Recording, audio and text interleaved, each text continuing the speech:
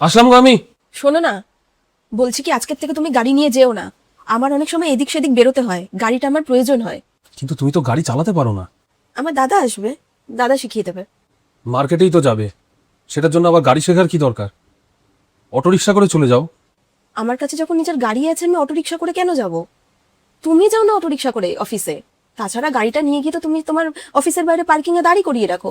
তার থেকে ওটা আমি ইউজ করব। আমি সবসময় কোনো ধাক্কাধাক্কি করে মার্কেটে যাব।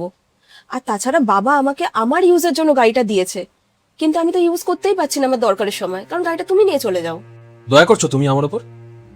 তোমার বাবার কাছ থেকে আমি গাড়িটা চাইতে যাইনি, তিনি নিজের থেকেই দিয়েছে। আমি বলেছিলাম তোমার বাবাকে যে গাড়িটা আমাদের দিন। কিন্তু দিয়েছে তো আমাকে ইউজ করার জন্য।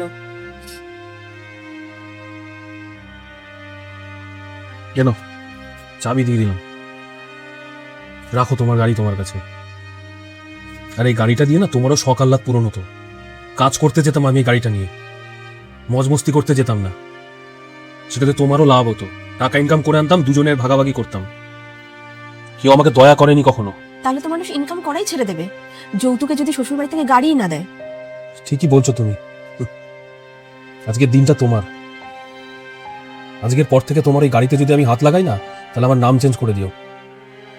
তোমার বাবার সাথে কথা বলছি আমি, এই গাড়িটা তো তোমার বাড়িতে রিটার্ন যাবেই। কেন যাবে গাড়ি ফেরত বাপের বাড়ি? বাবা গাড়িটা আমার নামে দিয়েছে, আমাকে দিয়েছে ইউজ করার জন্য। ফেরত তো যাবে না গাড়ি। আরে যার নামেই হোক, দিয়েছিল তো আমাকে তোমার বাবা। আমি কি ভিক্ষা চাইতে গেছিলাম নাকি? নাকি কোনো দয়া করেছো উনি আমার উপর? যখন বিয়ের সময় মেয়েকে কোনো যৌতুক দেয় শ্বশুর বাড়িতে, তখন সেটা শ্বশুর বাড়িতে দেয় ঠিকই, কিন্তু মেয়ের নামেই দেয়, যাতে মেয়ে সেটা ইউজ করতে পারে। তোমার বাবাকে ফোন করে জিজ্ঞেস করো যে গাড়িটা কাকে দিয়েছিল। তুমি তো গাড়ি চালাতে পারো না, তাহলে কার জন্য দিয়েছিল? গাড়িটা আমাদের দুজনকে দিয়েছিল, বুঝলে? আর তুমি যদি আমাদের বলতে না বোঝো, তাহলে একটা কাজ করো, এই বাড়ির সাথে চলে যাও, করিনি। ঠিক আছে? আমাকে না কোনো দয়া করার দরকার নেই।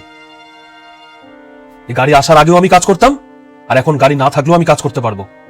আর তুমি যে আমাকে এইসব কথা বলবে, সেটা আমি এক্সপেক্ট করতে পারিনি তোমার থেকে। যখন তোমার বাড়ি থেকে যৌতুক হিসাবে গাড়িটা দিচ্ছিল, তখন তুমি ভালো মতন জানো আমি সেটার বিরোধিতা করেছিলাম। আর যখন চলে এসছে গাড়ি যৌতুক হিসাবে, তখন সেটা আমাদের দুজনের, আমরা দুজনেই সেটা ব্যবহার করতে পারবো। কিন্তু আজকে তুমি নিজেকেই নিজের গাড়ির মালিক ঘোষণা করে দিলে, তাহলে এখন থেকে সেই গাড়িটা তুমিই চালাবে। আমি কি তাহলে? আমি কে? তুমি কি আমাকে চাকর ভেবে রেখেছো তোমার, নাকি তোমার ড্রাইভার, যে যখন তুমি বলবে তোমার জন্য গাড়িটা চালাবো? এই আমাদের মানেটা তুমি আমাকে বোঝাতে পারবে? তুমি কি বোঝাতে চাইছো? মানে তোমার জিনিসে যেরকম আমার অধিকার আছে, আমার জিনিসেও সেরকম তোমার অধিকার আছে।